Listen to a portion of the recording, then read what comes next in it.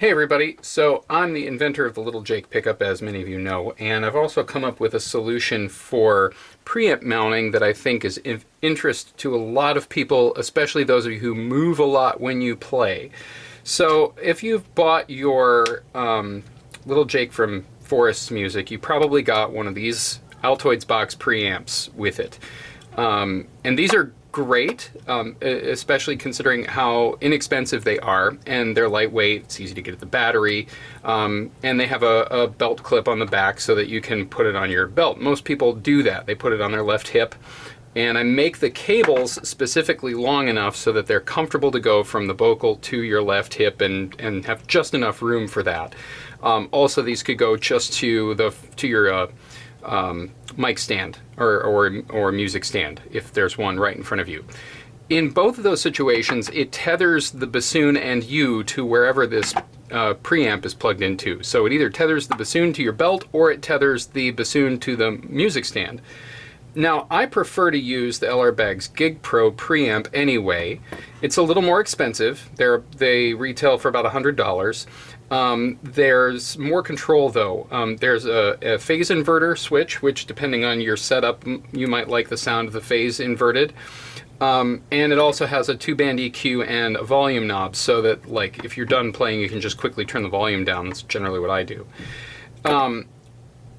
The Gigpro comes with a belt clip or optionally a music stand or it's a mic stand mount, but I don't use either one of those. Instead, what I do is I take that off so that it comes with two Phillips screws here that are mounting the belt clip or the mic stand mount. And you should also know that these two screws allow you to change the battery on this. What I do is I mount it to one of these Dewalt brand. These are actually wood clamps, and you can pick these up at Home Depot or a lot of other online stores or local hardware stores. You want to get the smallest one, and these have gone through a few different revisions. This and this one are older, I think, and they have two holes on the end. This is how they come. You'll see there's a little stopper in it. You'll actually want to remove that. If you can manage to find the smallest ones with the two holes that have the little stop brace on it, all you need to do is get some sort of like a nail or something and a hammer and just pound this out. It's just friction fit in there. So you want to remove that so that you have both holes.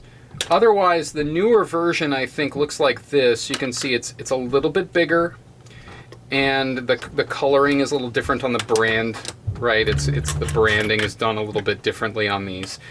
And what I don't like is that the closer hole is not actually a hole, it's just a little bump.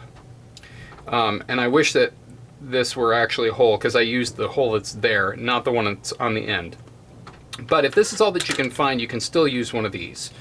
But I'm going to do the demonstration on the one that I normally use. So what I'm going to end up doing actually is screwing this to the Gigpro. And so the way that I want to be able to do this is I want this to mount this way so that I can see, so that this is going to clip to the bassoon, and then the cords are going to come off like this. So I'm actually going to clamp this to my balance hanger. That's the end result, is I'm going to clip this to my balance hanger on my boot joint, which means the pickup goes from the vocal to the preamp is mounted to the bassoon. None of it is attached to me, none of it is attached to a stand. So the way that I mount this, you want to undo these screws kind of quite a bit so that you can fit this inside between. And there is, it's a perfect fit for you to put this right here. So I'm going to take the screw that originally held the Gigpro belt clip on, and I'm going to screw that in there. And then I'm just going to tighten these screws to kind of clamp it down in place. And you can get these really tight. The second one's probably more important. So now you actually have 3 points of contact. This screw goes all the way through. This is not going anywhere. And then what I'll do is I'll just clip this to the balance hanger of my bassoon. You squeeze it nice and tight. It's not going anywhere. It feels a little weirdly imbalanced, but I have played for years now with this setup, and it has never fallen off my instrument. And you can always just buy another one of these. These little clamps are like $3. They're really inexpensive. I use them for clipping my profiler to the reed making bench and everything.